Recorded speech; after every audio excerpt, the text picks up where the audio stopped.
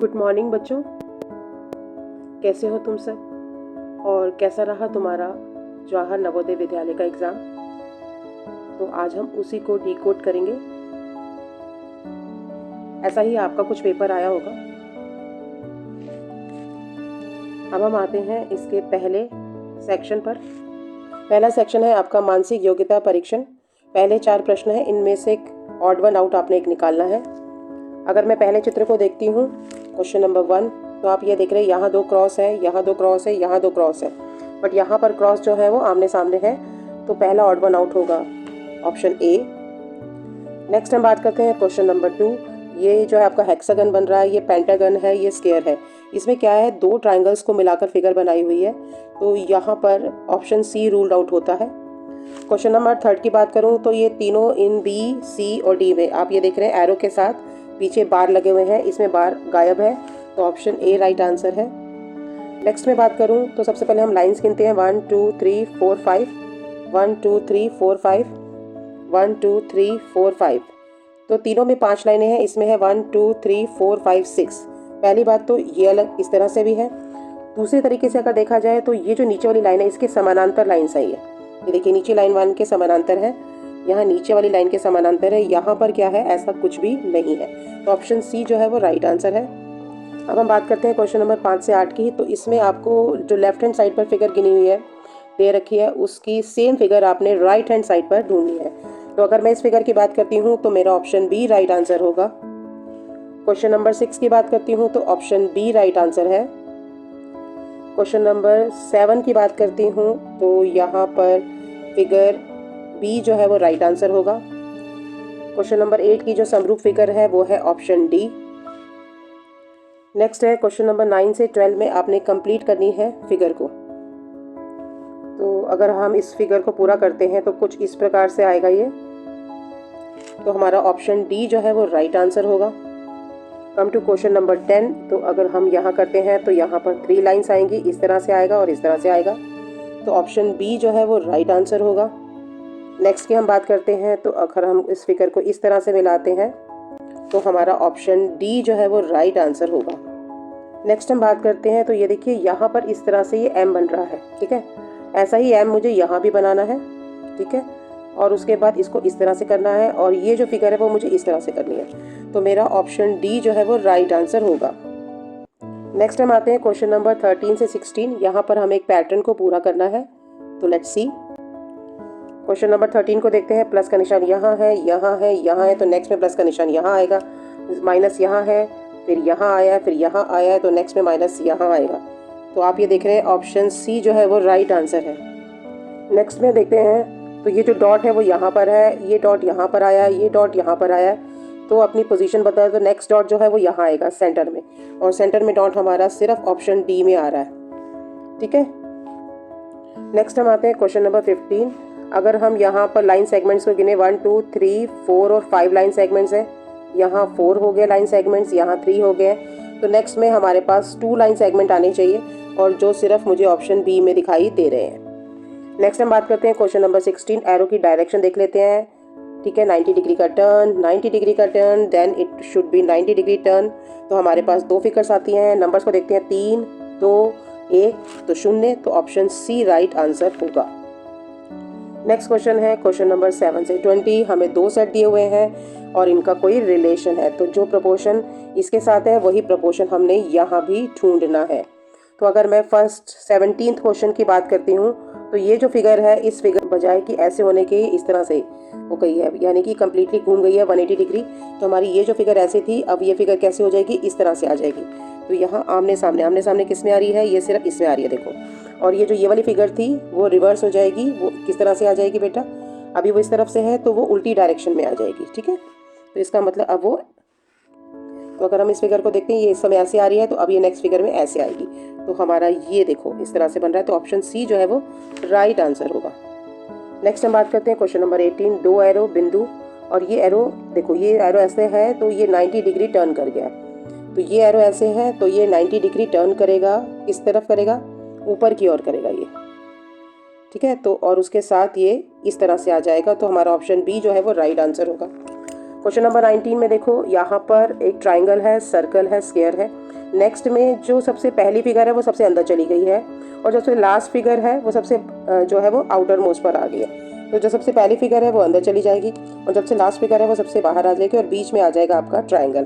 तो हमने देखना है ये ऑप्शन कहाँ बन रहा है। ये ऑप्शन बन रहा है हमारा, तो हमारा ऑप्शन बी जो है वो राइट आंसर होगा।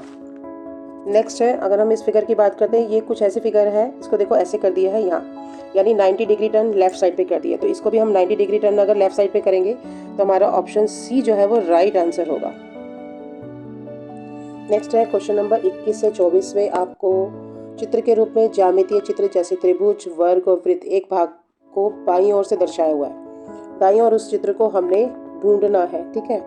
तो इसमें जो ज्यामितीय चित्र है त्रिभुज के रूप में भी है, वर्ग के रूप में भी है, और वृत्त के एक भाग को दिखाया हुआ। तो हम इसे यहाँ पर कंप्लीट करते हैं, और हमारा ऑप्शन बी जो है वो राइट आंसर होगा। नेक्स्ट हम बात करते हैं इस फिगर की। तो अगर मैं इस फिगर को कंप्लीट करती हूँ तो मेरे पास आ जाता है इस तरह से, ऑप्शन सी जो है वो राइट आंसर होगा। नेक्स्ट हम बात करते हैं, क्योंकि मुझे यहाँ पे स्क्वायर पूरा बनाना है तो मुझे थोड़ा सा फिगर को ऐसे करना पड़ेगा, और ये मेरी फिगर आ रही है ऑप्शन ए में राइट आंसर के रूप में। नेक्स्ट क्वेश्चन 24 की बात करते हैं। ये देखिए मैंने इसको इस तरह से बना लिया, क्योंकि मेरा ट्राइंगल जो था वो मुझे कंप्लीट करना था, और मेरा ट्राइंगल कंप्लीट हो रहा है ऑप्शन सी से। नेक्स्ट हम बात करते हैं क्वेश्चन नंबर 25 से 28। इसमें आपकी मिरर इमेज के क्वेश्चन है। आपको पता है मिरर इमेज में जो लेफ्ट साइड होती है वो राइट हैंड साइड पर चली जाती है। तो हमारा ऑप्शन या तो ये हो सकता है या ये। अब ये जो टॉप राइट में है वो टॉप लेफ्ट में चली जाएगी। तो टॉप लेफ्ट में कौन सी आ रही है? ऑप्शन ए जो है वो राइट आंसर होगा। नेक्स्ट हम बात करते हैं क्वेश्चन नंबर 26 की। अब देखिए ये फिगर इस तरह से आ रही है, तो जब मैं इसको करूँगी तो ये फिगर इस तरह से जाएगी, है ना। इन दोनों में से हो सकती है, और ये कुछ ऐसे निशान जाएगा। अब यहाँ पर गोला जो है वो नीचे है, यहाँ गोला नीचे है, यहाँ गोला ऊपर है, तो ये रूल्ड आउट हो गया। तब हमारे पास ये और दो ऑप्शन, बट इसमें एरो का निशान जो है वो उल्टा है। तो हमारा ऑप्शन सी जो है वो राइट आंसर होगा। और दूसरी बात, ये ऑप्शन क्यों नहीं होगा? क्योंकि इसमें सर्कल अंदर की तरफ है, जबकि इसमें आप सर्कल देख रहे थोड़ा सा बाहर है, तो हमारा सर्कल इधर से बाहर जाएगा। नेक्स्ट क्वेश्चन 20 नंबर 7 की बात करते हैं। तो दोनों ट्राइंगल एक जैसे रहेंगे, और ये वाली फिगर जो है वो राइट हैंड साइड पर आ जाएगी। अगर हम ऐसे बनाए, ये फिगर इस तरफ आ जाएगी, और ये वाली फिगर लेफ्ट हैंड साइड पर चली जाएगी। तो हमारा ऑप्शन कौन सा आएगा बेटा? हमारा ऑप्शन आएगा ऑप्शन डी। नेक्स्ट फिगर की बात करते हैं। तो ये जो क्रॉस सेक्शन है हमारा राइट हैंड साइड पर आ जाएगा, और राइट हैंड साइड पर हमारा एक ही क्रॉस सेक्शन है, that is option C. Next हम बात करते हैं क्वेश्चन नंबर 29 से लेकर 32 तक पंचिंग के क्वेश्चन है। तो पेपर है, इसमें कागज के टुकड़े को मोड़कर पंच किया गया है, और इस प्रकार से आपने उत्तर ढूंढना है। तो फर्स्ट क्वेश्चन में है, ये देखो ये इस तरह से है, इसको हमने फोल्ड किया तो 3 बिंदु आए। तो जब मैं इसको खोलूंगी तो 3 बिंदु मेरे इधर भी आएंगे, और 3 बिंदु मेरे इधर भी आएंगे, और इधर भी आएंगे। तो मेरे पास कौन सी फिगर बन गई? मेरे पास फिगर बन गई ऑप्शन बी। नेक्स्ट क्वेश्चन की बात करते हैं। ये हमारा ट्रायंगल है, मैंने यहाँ से फोल्ड किया है, फिर यहाँ से फोल्ड किया है, ये देखिए यहाँ आ रहा है। तो जब इस पेपर को मैं खोलूँगी, ठीक है, तो ये पेपर मुझे क्या देगा? ये मुझे यहाँ निशान देगा, और बिल्कुल इसके अपोजिट निशान भी मुझे यहाँ मिलेगा, निशान मिलेगा यहाँ और यहाँ। तो मेरा ऑप्शन सी जो है वो राइट आंसर होगा। ये क्वेश्चन नंबर 31। अब देखो पेपर को इस तरह से फोल्ड किया हुआ है, इस तरह से फोल्ड किया हुआ है, तो ये यहाँ सर्कल बनाया है। तो जब हम पेपर को इस तरह से खोलेंगे तो हमारा सर्कल जो है वो कुछ इस तरह से आ जाएगा, और जब इस तरफ से खोलेंगे तो ये, क्योंकि यहाँ हल्का से जुड़ा हुआ है, तो यहाँ से आ जाएगा और यहाँ से आ जाएगा। तो इस प्रकार से ये आपको कंप्लीट सर्कल आपको यहाँ पर दिखाई देगा। तो हमारा ऑप्शन ए जो है वो राइट आंसर होगा। नेक्स्ट हम बात करते हैं क्वेश्चन की। यहाँ पर देखो, अगर पेपर को ऐसे फोल्ड करोगे तो ये फोल्ड इस तरह से होना चाहिए था। ये थोड़ा सा जो क्वेश्चन बनाने वाले ने गलती कर दी है। एक्चुअली इस क्वेश्चन को कुछ इस तरह से बनाना था कि पेपर को इस तरह से फोल्ड करना था। हो सकता है डाउट क्वेश्चन के आपको नंबर भी इसमें मिल जाए, ठीक है, क्योंकि अगर आप ऐसे फोल्ड करोगे तो पेपर तो इस तरह से आ गया ना, एक लंबा इस फॉर्म में आ गया। ऐसे तो वो फोल्ड हो ही नहीं सकता। अगर ऐसे फोल्ड होगा तो इसमें से कोई भी ऑप्शन नहीं होगा। पहले पेपर हमारा चौड़ाई में फोल्ड होगा, और फिर उसके बाद लंबाई में फोल्ड होगा। लंबाई में फोल्ड होकर यहाँ सर्कल है तो यहाँ भी आएगा, यहाँ भी आएगा, यहाँ भी आएगा। तब ऑप्शन डी राइट आंसर होगा। नेक्स्ट हम बात करते हैं क्वेश्चन नंबर 33 से 36। तो यहाँ पर कटआउट से हमें टुकड़े बनाने हैं। तो अगर मैं पहली बात करूँ तो लंबा सा ट्राइंगल जो है वो मुझे सिर्फ इसमें दिख रहा है। देखो ये फिगर है, ये आपकी दूसरी फिगर यहाँ दिख रही है, तीसरी जो है यहाँ दिख रही है। तो ऑप्शन ए जो है वो राइट आंसर है। नेक्स्ट हम बात करते हैं इस क्वेश्चन की। तो अगर मैं इस पार्ट को देखूँ तो ये यहाँ है और यहाँ है, ठीक है, ये रूल्ड आउट हो गए। नेक्स्ट पार्ट को देखती हूँ तो ये है आपका यहाँ, बट ये कम चौड़ा है तो ये रूल्ड आउट हो गया हमारा, तो ये यहाँ लग रहा है। देखो ऑप्शन सी जो है वो राइट आंसर है। नेक्स्ट हम बात करते हैं, अगर मैं इसे पार्ट 1 मानूँ तो पार्ट 1 यहाँ आ रहा है, पार्ट 2 और सर्कल यहाँ नहीं पूरा हो रहा, पार्ट 2 और सर्कल देखो यहाँ पे भी ये लाइन नहीं आ रही तो ये भी नहीं पूरा हो रहा, तो हमारा फिगर कहाँ पे पूरी हो रही है? हमारी फिगर पूरी हो रही है, ये देखिए ये आ रहा है पार्ट 1, ये देखिए ये सर्कल और ये आपको फिगर दिख रही होगी इस तरह से, और ये थर्ड फिगर है, तो हमारा ऑप्शन बी जो है वो राइट आंसर है। नेक्स्ट फिगर की बात करती हूँ तो सबसे पहले हम ट्राइंगल को ढूंढते हैं, इसमें तो है नहीं ट्राइंगल, इसमें भी नहीं है। अब ट्राइंगल किस में? इसमें है और इसमें है। अब हमने एरिया देखना है बाकी का, तो दूसरे का जो एरिया बन रहा है वो देखो ये फिगर इससे रिजेम्बलेंस कर रही है और ये फिगर इससे मिल रही है, तो हमारा ऑप्शन डी जो है वो राइट आंसर है। नेक्स्ट क्वेश्चन है क्वेश्चन नंबर 37 से 40 में एक प्रश्न दिया हुआ है और हमने ढूंढना है कि वो किस में छिपा हुआ है। ठीक है, अब हमें ये फिगर ढूंढनी है। ठीक है, अब ये फिगर देखो यहाँ तो मिल नहीं रही है, ये यहाँ थोड़ा सा एंगल बढ़ गया इसका, तो ये फिगर मुझे मिल रही है यहाँ पर। ठीक है, तो ऑप्शन सी जो है वो राइट आंसर है। नेक्स्ट है, अगर इस फिगर को मैं बात करूँ तो यहाँ भी नहीं है, यहाँ भी नहीं है, यहाँ भी नहीं है, इस तरह से ये देखो ये फिगर मिल रही है, ऑप्शन सी राइट आंसर है। नेक्स्ट फिगर है, ये आपको दिख रही है कहाँ पर है, ये फिगर देखो यहाँ नहीं है, यहाँ नहीं है, ये फिगर आपको यहाँ दिख रही है। ठीक है, ऑप्शन सी राइट आंसर है। नेक्स्ट क्वेश्चन है, ये फिगर अगर देखना चाहें तो ये देखिए इस तरह से ये आपको फिगर बनती हुई दिखाई दे रही है, तो ऑप्शन ए जो है वो राइट आंसर है। नेक्स्ट क्वेश्चन है हमारा अंक गणित परीक्षण, तो प्रश्न होगा और उसके 4 जवाब है, उसमें से सही उत्तर हमने ढूंढना है। 300 ml की बोतलें हैं 17, तो यानी कि 300 गुणा 17 आपका आ गया 5100, और 130 मीटर की जो जूस की बोतलें हैं वो है 30, तो यानी 130 मल्टीप्लाइड बाय 30, 13 3 39। ठीक है, दोनों को ऐड कर देते हैं तो हमारा आ जाता है 900 मिलीलीटर, यानी कि 9 लीटर जो है वो टोटल उसमें लिक्विड आ गया। नेक्स्ट क्वेश्चन है, इसका सरलतम रूप लिखना है, तो हम क्या करते हैं 0925 है, डेसिमल को उड़ा देते हैं, और 1 2 3 4 1 2 3 और 4। अब हम इसे काटेंगे, तो सबसे पहले हम इसे काटते हैं 5 के पहाड़े से, 5 दूनी 10, ठीक है, 5 चौक 20 आ गया, और 0 लगाया, 5 एकम 5, ये हमारा आ गया 8 और 5। ठीक है, अब हमने क्या करना है, इसको हमने फिर से 5 के पहाड़े से काटना है, तो 5 चौक 20, 400 आ गया, 5 8 40, 0, 5 3 15, 5 7 35, तो हमारा आंसर आ गया 8037 डिवाइडेड बाय 400, यानी कि ऑप्शन सी जो है वो राइट आंसर होगा। नेक्स्ट क्वेश्चन है, सुरेश अपने चाचा से मिलने के लिए 9 बजे अपने घर से चला है, वह 10 मिनट पैदल चला, तो कितने मिनट चला है? 10 मिनट। फिर 1 घंटा 5 मिनट उसने बस में यात्रा करी है, तो 1 घंटा 5 मिनट और चला है, यानी टोटल हो गए 1 घंटा और 15 मिनट। फिर वो 15 मिनट पैदल भी चला है, तो उसमें 15 मिनट और जोड़ देते हैं, तो 1 घंटा कितना हो गया? 30 मिनट। ठीक है, 1 घंटा 30 मिनट लगाकर वो अपने चाचा के घर रुका है, और वहाँ पर वह है 3 घंटे 20 मिनट भी रुका है। ठीक है, तो इसका मतलब ये हुआ कि अब अगला आता है कि वहाँ पर वो 3 घंटा 20 मिनट और रुका, यानी अगर वो 9 बजे चला है, ठीक है, तो 1 घंटा 30 मिनट उसने ट्रैवलिंग में लगाए, तो 10:30 मिनट तो उसके यहाँ हो गए। ठीक है, और फिर उसने 3 घंटे 20 मिनट और लगाए हैं, तो 10 में 3 जोड़ोगे 1 बच जाएगा, 1:30 मिनट, और ये बच गया हमारा 1:50 मिनट हो गया टोटल टाइम।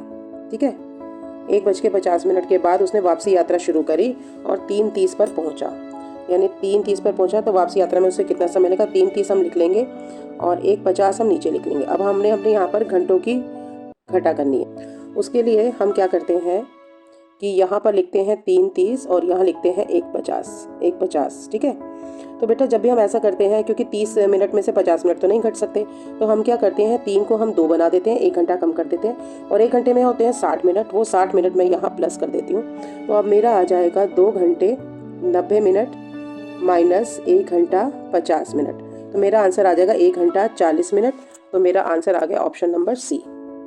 नेक्स्ट क्वेश्चन है, हमने इन डिजिट्स का यूज़ करते हुए सबसे पहले बड़ी संख्या बनानी है, तो हम उसको डिसेंडिंग ऑर्डर में लगाएंगे, 7 4 2 0।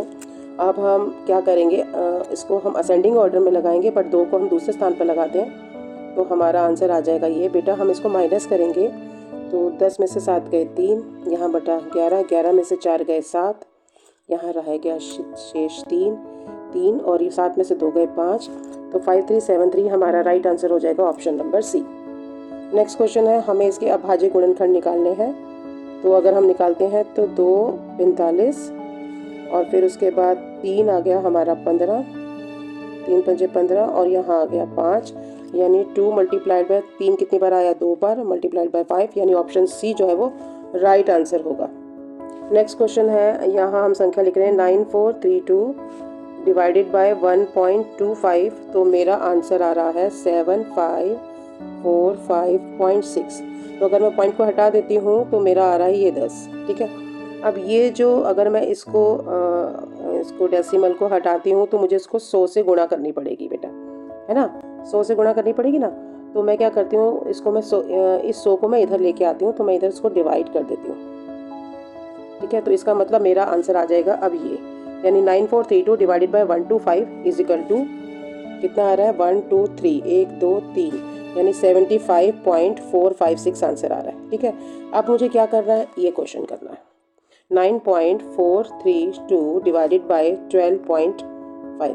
अब मुझे देखना है इस फिगर में और इस फिगर में कितने का अंतर आ रहा है। अब मैं इसके डेसिमल को हटाती हूँ तो बेटा डेसिमल के बाद कितने प्लेस हैं 3 है, तो 1 2 3 लगा के 1 लगा देती हूँ।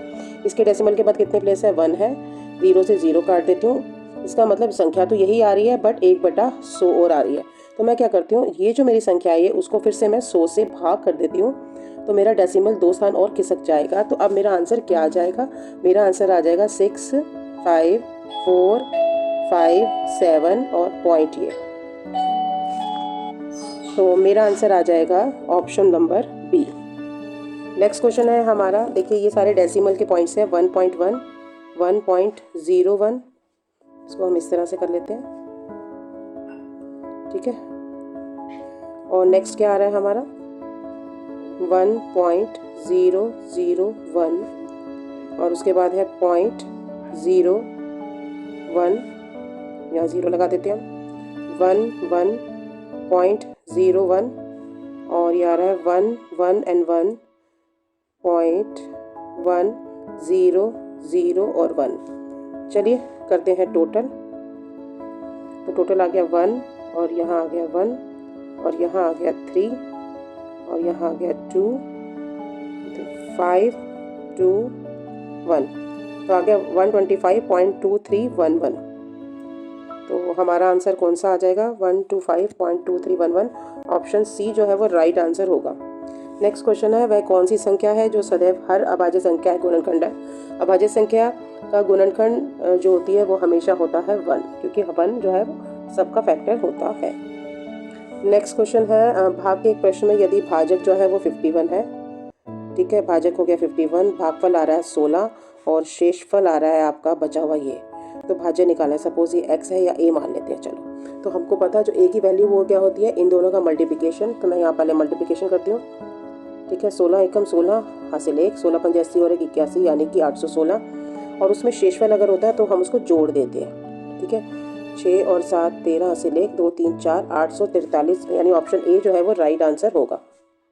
चलिए अगले को करते हैं। ये 3 है हमारा, 3.0 हो गया। अब 3 बटा इसको अगर हम करेंगे तो अगर हम इसका जो डेसिमल में कन्वर्ट करेंगे तो 2 स्थान के बाद लगेगा इसका, है ना। तो ये आ जाएगा 0.03। ठीक है, अगर हम इसको करते हैं 1 2 3 लगा देते हैं, 3 स्थान छोड़ के लगेगा, तो इस तरह से लगेगा डेसिमल। तो ये डेसिमल लगेगा 0 0 और 3। ठीक है, अब हम इसकी बात करते हैं 1 2 3 4 5 6, 1 2 3 4 5 6। देखो यहाँ पर कितने हैं हमारे 6 0 है, तो हमें 6 स्थान छोड़ने हैं। 1 2 3 4 5 6 यहाँ पे लग जाएगा ये। ठीक है, तो ये आ जाएगा 0 0 0 0 0 और 3। ठीक है, तो अब इसका आंसर निकाल लेते हैं। 3 0 0 3 3 0 3.033 003। तो हमारा आंसर आ जाएगा ये वाला, ऑप्शन बी जो है वो राइट आंसर होगा। नेक्स्ट क्वेश्चन है, 6 बजे जब हम 6 बजते हैं घड़ी में, इस तरह से बनता है ना कोण, सीधा कोण, ये कितने डिग्री का होता है? 180 डिग्री का होता है। ये कौन सा कोण होता है? सरल कोण होता है। ठीक है। नेक्स्ट क्वेश्चन है, एक साइकिल के पहिए में कुल 24 तीलियां हैं, तो दो तीलियों के बीच में, देखो ये साइकिल का पहिया है और यहाँ पर 24 तीलियां हैं, यानी 12 इधर है और 12 ही इधर है। तो टोटल तीलियां कितनी होगी बेटा? 24। और कितने डिग्री का कोण बनता है? 360 का, क्योंकि पूरा सर्कल जो है वो 360 डिग्री का कोण बनाता है। 12 दूनी 24, 12 तिया 36 और आंसर आ गया 15 डिग्री। तो आंसर आ जाएगा ऑप्शन बी। नेक्स्ट है, इन आयतों में से किसका क्षेत्रफल सबसे अधिक है? तो एक बार हम निकाल लेते हैं। क्षेत्रफल क्या होता है? लंबाई गुणा चौड़ाई। तो इसका तो आ जाएगा 180 सेंटीमीटर स्क्वायर। 96, 12 6 72, हासिल 7, 12 कम 12 12 और 7 आ गया 19, 192 और इसका आ गया हमारा 187। तो पूछा गया है किसका क्षेत्रफल सबसे ज़्यादा है? तो हमारे इसका है, यानी कि आयत बी का क्षेत्रफल ज़्यादा है। नेक्स्ट क्वेश्चन है कि पी क्यू आर एस द्वारा हल किए प्रश्नों की संख्या दे रखी है। तो क्यू आर ने मिलकर कितने प्रश्न पी और एस दोनों से अधिक किए हैं? तो क्यू तो है 6 पर और आर बैठा है 10 पर, यानी टोटल हो गए 16। और पी बैठा है 4 पर और एस बैठा है हमारा 8 पर, यानी कि 12। तो 16 में से 12 गए, उत्तर आ गया 4। नेक्स्ट क्वेश्चन है, इसमें से क्या घटाया जाए कि हमें ये मिल जाए? तो एक्स को उधर ले जाएंगे और इसको इधर ले आएंगे, तो हमारा आ जाएगा 33 40 माइनस 11/40 बराबर है एक्स। तो ये आ गया आपका 22/40। 3 में से 1 या 2, 3 में से, ठीक है। और इसका आ जाएगा 11/20। तो हमारा उत्तर क्या आ जाएगा? 11/20। तो नेक्स्ट क्वेश्चन है, एक दुकानदार 1 रुपये की 5 टॉफ़ियाँ खरीदता है। तो हमने सबसे पहले कॉस्ट प्राइस निकालना है। कॉस्ट प्राइस निकालने के लिए हम निकालेंगे 5 टॉफ़ियाँ जो है वो 1 रुपये की हैं, तो एक टॉफ़ी हो जाएगी 1/5 रुपये की, यानी कि आपकी आ गई 20 पैसे की। ठीक है। तो अब वो बेचता कैसे है? सेलिंग प्राइस कैसे निकालेंगे इसका? सेलिंग प्राइस जो है वो 1 रुपये की 4, यानी कि 4 टॉफ़ियाँ खरीदता है 1 रुपये की, तो एक टॉफ़ी की कीमत आएगी 1/4, यानी कि 25 पैसे की। तो लेता वो 20 पैसे में है और बेचता 25 पैसे में, तो 5 पैसे का उसको प्रॉफिट होता है ना। तो हम यहाँ लिख सकते हैं 5 पैसे का, अगर 0.5 पैसे का प्रॉफिट होता है अगर वो खरीदता है एक टॉफ़ी। ठीक है। तो 1 पैसे का प्रॉफिट होगा 1/10.05। ठीक है। और कितने पैसे का निकालना है? 125 का निकालना है, तो 125 का निकाल लो। अब ये डेसिमल को हटा लो और यहाँ 0 लगा लो, हमारा आंसर आ जाएगा 2524। नेक्स्ट क्वेश्चन है, एक वर्गाकार पार्क की भुजा। तो सबसे पहले हम एक वर्गाकार पार्क बना लेते हैं। अब इसकी जो भुजा है वो 50 मीटर की है। ठीक है। तो नेचुरली इसकी चौड़ाई भी 50 की होगी। अब इसके चारों 2.5 सबसे, ये जो आपका पार्क है ये आया, और यहाँ से जो दूरी है वो 2.5 है, और बच्चों ये जो दूरी है वो भी 2.5 है। ठीक है। अब हमने देखना है कि अंदर का स्क्वायर, तो इस बात को समतल करने के लिए 10 रुपये प्रति वर्ग मीटर, यानी मुझे एरिया चाहिए कौन सा? ये वाला। इसी को तो समतल करके करना है ना, कितना भाई करना है।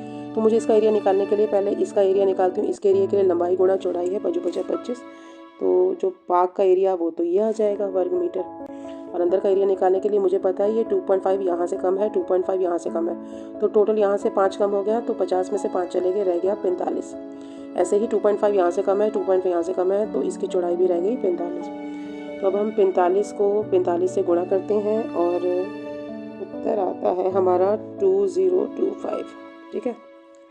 इसको हम इसमें से माइनस कर देते हैं। देखो बेटा, इसका एरिया माइनस कर देंगे तो ये एरिया निकल आएगा। तो ठीक है।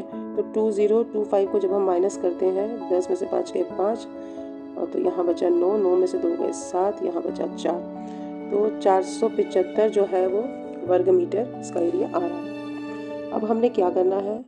अब हमने इसको 10 रुपये प्रति वर्ग मीटर से, तो यानी 1 वर्ग मीटर का जो व्यय है वो है 10 रुपये, तो 475 का कितना हो जाएगा? 4750 रुपये आंसर होगा। नेक्स्ट क्वेश्चन है, टीना ने एक स्कूटर जो था वो 55,000 में खरीदा। ठीक है। और उसने उसमें मरम्मत में इतना, जितना मरम्मत में लगाएगा वो भी हमारी कॉस्ट प्राइस में ऐड हो जाएगा। ठीक है। तो ये हमारा आ जाएगा 58,400।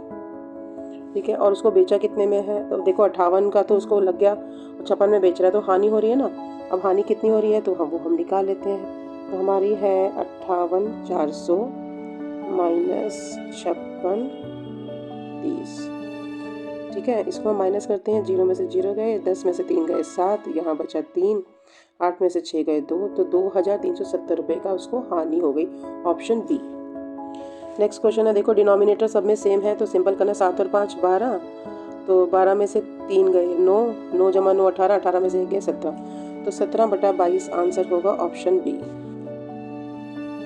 नेक्स्ट हम आते हैं मैथ्स के लास्ट क्वेश्चन पे। तो यहाँ 4 में से 1 गया 3, तो 5 में से 3 गए 2, 16 में से 2 गए 14, 18 में से 14 गए 4, 8 में से 4 गए 4, तो आंसर आ जाएगा 4। अब हम आते हैं भाषा परीक्षण, जो कि हमारा खंड 3।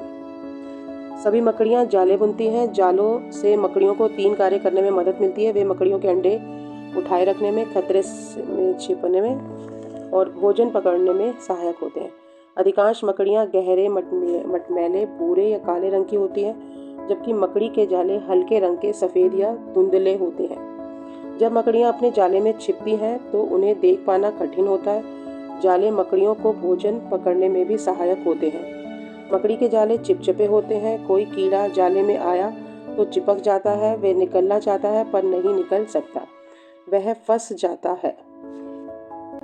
जाले का हिलना डुलना अनुभव करके मकड़ियाँ समझ जाती हैं कि कीड़ा फंस चुका है, उसको ना वाइब्रेशंस आ जाती हैं। इसलिए जाले के बिना मकड़ियाँ वैसे नहीं जी पाती जैसे रहती हैं। सचमुच जाले मकड़ियों के अस्तित्व के लिए ज़रूरी है। तो 61 क्वेश्चन है, यह अनुच्छेद किसके बारे में है? यह अनुच्छेद है मकड़ी के जाले का महत्व बताने के लिए। नेक्स्ट है, मकड़ियों के जालों के बारे में क्या सही नहीं है? देखो, जाले शत्रुओं से रक्षा करते हैं, वे उनका भोजन पकड़ते हैं, उनके अंडे पकड़े रहते हैं, बट वो जल ढूंढने में कोई सहायता नहीं करते। नेक्स्ट है क्वेश्चन नंबर 63, फंसा यहाँ पर समानार्थिक शब्द क्या है? फंसा होना यानी चिपचिपा होना या चिपकाए जाना। नेक्स्ट है, मकड़ियाँ कैसे जान लेती हैं कि उनके जाले में कुछ फंस गया है? वे अनुभव कर लेती हैं। नेक्स्ट है, अनुच्छेद के अंतिम वाक्य में प्रयुक्त अस्तित्व शब्द का भाव क्या है? अस्तित्व का मतलब जीने से होता है, यानी कि ऑप्शन ए जीवित रहना। अनुच्छेद 2 पर आते हैं, पुस्तकें मानव प्रयत्नों के सर्वाधिक समय तक रहने वाले उत्पाद हैं। मंदिर खंडरों के रूप में ढह जाते हैं, चित्र और मूर्तियां क्षय हो जाती है, किंतु पुस्तकें जीवित रहती हैं। पुस्तकें महान विचारों को नष्ट नहीं होने देती, जो आज भी उतने ही ताज़ा हैं जितने तब थे जब लेखक के मन में थे। ये विचार मुद्रित पृष्ठों के माध्यम से बोलते हैं। समय का केवल इतना प्रभाव होता है कि वह चलन से बाहर के अनुचित उत्पादों को बाहर कर देता है। साहित्य में ऐसी कोई चीज़ अधिक जीवित नहीं रहती जो अच्छी ना हो। अच्छी पुस्तकों ने जीवन के अनेक क्षेत्रों में मनुष्य की सदा सहायता की है। इसमें आश्चर्य नहीं कि विश्व अपनी पुस्तकों को बड़ी सावधानी से रखता है। क्वेश्चन नंबर 66, मानव प्रयत्नों के सभी उत्पादों में पुस्तकें सबसे डैश कृतियां हैं, सबसे उपयोगी कृतियां हैं। नेक्स्ट सवाल है, अच्छी पुस्तकें समय के परीक्षण में बची रह सकती हैं क्योंकि उनमें महान विचार होते हैं। नेक्स्ट है क्वेश्चन नंबर 68, निम्नलिखित में से कौन सा शब्द अनुचित शब्द का समानार्थिक है? अनुचित बीमारी नहीं होता, अनुचित उपयुक्त नहीं होता, अनजान नहीं होता, ये होता है अनुपयुक्त। नेक्स्ट सवाल है 69 नंबर, विश्व अपनी पुस्तकों को सावधानी से संभालता है क्योंकि वे विविध क्षेत्रों में हमारी सहायता करती है। Option B. नेक्स्ट है, अनुच्छेद में डहना शब्द का प्रयोग, यहाँ पर मूर्तियां ढहने और मंदिर ढहने की बात हुई थी, तो यहाँ पर आएगा बिखर जाना। अनुच्छेद 3 की बात करते हैं, सुनहरा बाज यानी कि गोल्डन ईगल अधिकतर अपने घने भूरे परों और सुनहरे पंखों के कारण सरलता से पहचाना जाता है। युवा पक्षियों में मादा नर के समान ही होती है किंतु प्रायः बड़ी होती है, यानी कि जो मादा होती है वो नर से बड़ी होती है। यह शानदार प्राणी उत्तरी गोलार्ध में खुले क्षेत्रों में अपना घर बनाता है। वे पेड़ों पर या खड़ी चट्टानों, जिसे हम कगार भी कहते हैं, कि दीवारों पर अपना बड़ा घोंसला बनाते हैं, जिससे उन्हें घात लगाने के लिए अधिक स्थान मिल जाता है। घात मतलब यहाँ पर हमला भी हो सकता है। सुनहरा बाज तिरने में दक्ष होता है। जो तिरना शब्द होता है बच्चों, यहाँ पर इसका मतलब होता है ग्लाइड करना, फिसलना, ठीक है, भी कह सकते हैं। तो ग्लाइड बहुत अच्छी करता है। आपने देखा होगा बर्ड्स ऐसे विंग्स फैलाकर वो आसमान में खुले घूमता है। अपने पंखों के विस्तृत फैलाव और गर्म हवा की ऊपर उठती मात्रा की सहायता से इसे बड़ी देर तक तिरता हुआ मतलब ग्लाइड करता हुआ देखना बड़ा ही सुंदर दृश्य होता है। ऊपर उठती हवा इसके लिए महत्वपूर्ण होती है क्योंकि वह सुनहरे बाज को विशाल ऊंचाइयों तक बिना पंख फड़फड़ाए उठा सकती है। नेक्स्ट हम आते हैं क्वेश्चन नंबर 71। सुनहरा बाज अधिकतर डैश में पाया जाता है। ये पाया जाता है उत्तरी गोलार्ध में। नेक्स्ट है मादा सुनहरे बाज को डैश से पहचाना जा सकता है। मादा जो होती है वो उससे नर से थोड़ी सी आकार में बड़ी होती है। नेक्स्ट क्वेश्चन है घोंसला बनाने के लिए इस पक्षी को कैसा स्थान चाहिए? इसे खुला स्थान चाहिए। Question number 74। शानदार के समान अर्थ वाला शब्द कौन सा है? देखो शानदार सुशील नहीं होता, विनम्र नहीं होता, भव्य भी नहीं होता, शानदार होता है स्वर्णिम। तो ये ऑप्शन ए जो है वो राइट आंसर है। नेक्स्ट है निम्न में शब्दों में से कौन सा शब्द विशाल का विलोम नहीं है? विशाल मतलब काफी लंबा चौड़ा, ठीक है। तो छोटा उसका अपोजिट है, नन्हा भी उसका अपोजिट है। भारहीन भी होता है क्योंकि इसका जो विलोम होता है वो लघु होता है। और इसका जो विलोम है वो विस्तृत नहीं होगा क्योंकि विशाल का अर्थ ही होता है विस्तृत। नेक्स्ट है अनुच्छेद 4 और ये हमारे पेपर का आज का आखिरी अनुच्छेद था। रोबोट एक विशेष यंत्र होता है। यह कंप्यूटर से प्राप्त निर्देशों के अनुसार चलता है और काम करता है। एक यंत्र होने के कारण यह ना तो गलतियां करता है, ना थकता है और ना ही कभी किसी की शिकायत करता है। रोबोट हमारे चारों ओर है। कुछ रोबोट चीज़ें बनाने में प्रयुक्त होते हैं। उदाहरण स्वरूप रोबोट से कार्य बनाने में सहायता कर सकते हैं। कुछ रोबोट खतरनाक स्थानों के अन्वेषण यानी खोज में प्रयुक्त होते हैं, जैसे कि ज्वालामुखी। कुछ रोबोट घरों की साफ सफाई में भी सहायता कर सकते हैं। कुछ रोबोट शब्दों को भी पहचान सकते हैं। वे टेलीफोन कॉल का उत्तर देने में भी सहायता कर सकते हैं। कुछ रोबोट मानव जैसे दिखाई देते हैं और अधिकांश रोबोट मशीनों जैसे दिखाई देते हैं, ठीक है। तो पहला है 76 क्वेश्चन, थका का समानार्थक शब्द क्या है? थकाने का मतलब होता है शक्तिहीन हो जाना। निर्वात होता है जिसमें आवाज ना आए। अन्वेषण खोज होता है, खतरनाक नहीं होगा। निढाल हो जाना यानी शक्तिहीन हो जाना। नेक्स्ट है रोबोट गलतियां नहीं करते क्योंकि वह एक यंत्र है, मशीन है, ठीक है। नेक्स्ट है अनुच्छेद के अनुसार निम्नलिखित में से किस कार्य के लिए रोबोट का उपयोग नहीं होता? रोबोट से घर की सफाई की जाती है, टेलीफोन कॉल का उत्तर दिया जाता है, कारें बनवाई जाती हैं। हाँ, बच्चों को पढ़ाना नहीं होता। 79 क्वेश्चन है हमारा, निम्न शब्दों में से कौन सा शब्द खतरनाक का विपरीत अर्थ का? देखो खतरनाक होता है जिससे खतरा रहे। अन्वेषण खोज होता है, थका हुआ नहीं होगा, पहचानना नहीं होगा। खतरनाक का विपरीत होगा सुरक्षित। नेक्स्ट है रोबोट के बारे में, ये हमारा आखिरी सवाल है। निम्नलिखित में से कौन सा कथन सही नहीं है? तो रोबोट गलतियां नहीं करते, रोबोट बहुत उपयोगी होते हैं, अधिकांश रोबोट यंत्र जैसे दिखाई देते हैं, ये तीनों ही सही है। अधिकांश रोबोट मानव जैसे दिखाई देते हैं क्योंकि हमने ऊपर के पैराग्राफ में पढ़ा है अधिकांश जो रोबोट होते हैं वो मशीन जैसे दिखाई देते हैं, ठीक है। और कुछ मानव ये रोबोट की तरह भी दिखते हैं। तो यहाँ पर मशीन आएगा तो ये हमारा ऑप्शन जो है वो सही नहीं है। तो बच्चों यह है आपका पूरा पेपर और जो कि हाँ नवोदय का 2025 का एग्ज़ाम था। मुझे कमेंट बॉक्स में बताना कि आपको पेपर के कितने सवाल आपके सही रहे और कितने गलत। मिलेंगे अगली वीडियो में। मेरे चैनल को लाइक और सब्सक्राइब करना मत भूलना।